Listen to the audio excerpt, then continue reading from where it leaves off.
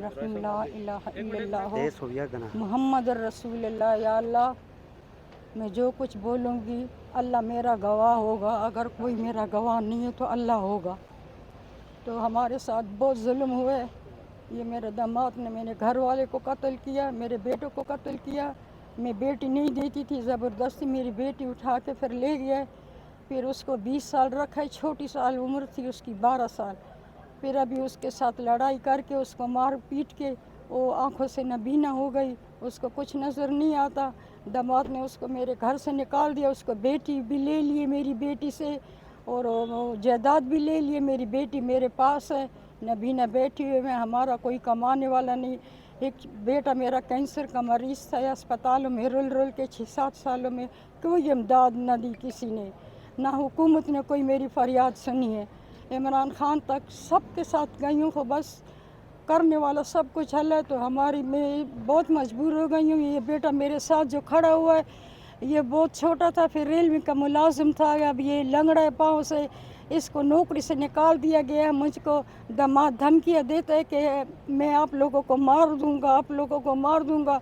آج ہم خیر مرنا تو ہے، ایک دن ہم بھی شہید ہو جائیں گے، لیکن آج کل ہمارے گھر میں روٹی نہیں ہے، میں مزدوری نہیں کر سکتی. یہ میرا بیٹا ہے جو مر گئے، اس کے چھوٹے چھوٹے بچے ہیں. ہمارے امداد کرنے والا اللہ کے سوا کوئی نہیں، نہ ہماری کوئی فریاد سنتا ہے. ہمارا کرے کا گھر ہے، میں کام کرتی ہوں اور میں مزدوری نہیں کر سکتی. میری بیٹی بھی تڑپتی ہے، میں بھی تڑپتی ہوں. ماں جی، جس داماد نے آپ کی بیٹی کو نابینا کیا ہے اسی نے آپ کے خاوند اور بیٹے کو قتل کیا ہے؟ جی.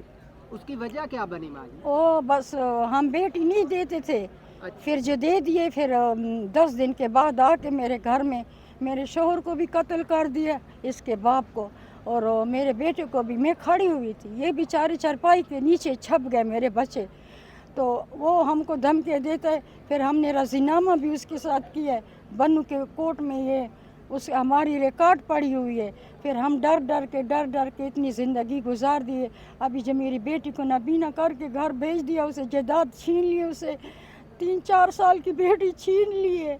تو ہم ڈرتے، ہم کو ہٹ نہیں جا سکتے. ہماری لاشیں ادھر دبی ہوئی ہیں، لیکن ہم پنڈی میں ادھر ڈکسو میں رہتے ہیں. یہ فیکٹری میں تھا، ابھی نوکری اس کی ختم ہو گئی ہے. ہم سارا دن یہاں مانگتی ہوں، یہاں گھروں میں کام کرتی ہوں. سب لوگ مجھے جانتے ہیں، اللہ مجھے جانتا ہے. ہم آئینین تھانے گئے ہیں، ادھر آئینین تھانے گئے ہیں، منڈی تھانے گئے ہیں، ہماری کسی کوئی نہیں سنی ہے.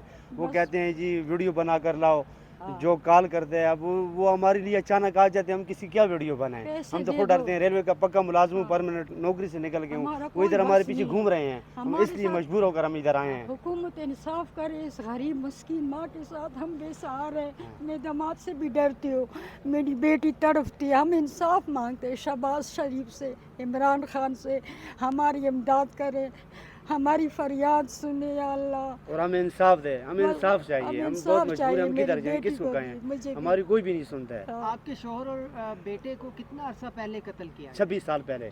26 سال. ہاں، پھر ہم ڈرتے تھے اس سے. سب کچھ پہلے مقدمہ ہمارا درج ہوا تھا، جو قتل کا کیس تھا یہ تو ہم نے درج کرایا تھا. پھر تو ہم پنڈی آ گئے تھے. ابھی ہمیں 26 سال ہماری ہمشیرہ میں ملی ہے نا 26 سال بعد. اب اس نے آنکھوں سے نبینا کیے ہوئے ہے، اس سے بیٹی بھی لے لی ہے، اس سے سب کچھ لے کر وہ ہمیں کہتا ہے میں آپ لوگوں کو بھی نہیں چھوڑتا ہوں. کوئی چیز اس کو اس نے ماری ہے، کچھ تو کیا، اس کی نظر ہی چلی گئی آنکھوں سے. یہ ابھی تقریباً 2.5 سال پہلے کی بات ہے. ہم پھر بھی اس کی محنت کرتے رہے ہیں، وہ ہماری سنتا ہی نہیں ہے. بس وہ ہے نا کہ بس ہم اس لیے ہم کہتے ہیں کہ ہمیں حکومت ہم سے تعاون کرے. اس نے ہمیں کہا ہوا ہے کہ بس میں آپ لوگوں کو بھی ماروں گا، چھوڑوں گا نہیں. ہاں، تو ہم اس کو کیسے بخشیں؟ ہماری بہن کا حق دے. ہماری بہن سے اس نے بیٹی لی ہوئی ہے، آنکھوں سے اس نے نبینا کیا ہوا ہے، تو ہم کدھر جائیں؟ ہمارے پیچھے یہاں بندے گھومتے ہیں. جو ماں جی نے راضینامے کی بات کی وہ کس حوالے سے راضینامہ؟ وہ تو مجبوری پر ہماری بہن کو اس نے رکھا ہوا تھا نا. اگر راضینامہ نہ کیا، پیسے بھی کوئی نہیں دیا. دیکھو 2 بندے انہوں نے مار دیے ہیں، تو کیا اگر راضینامہ نہ کیا تو میں آپ کو بھی ماروں گا. ڈر سے کیا.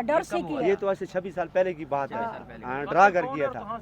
ہاں، یہ اس کا نام ہے بلال خان، کوہاٹ کا رہنے والا ہے. جی ہاں. وہاں کی جو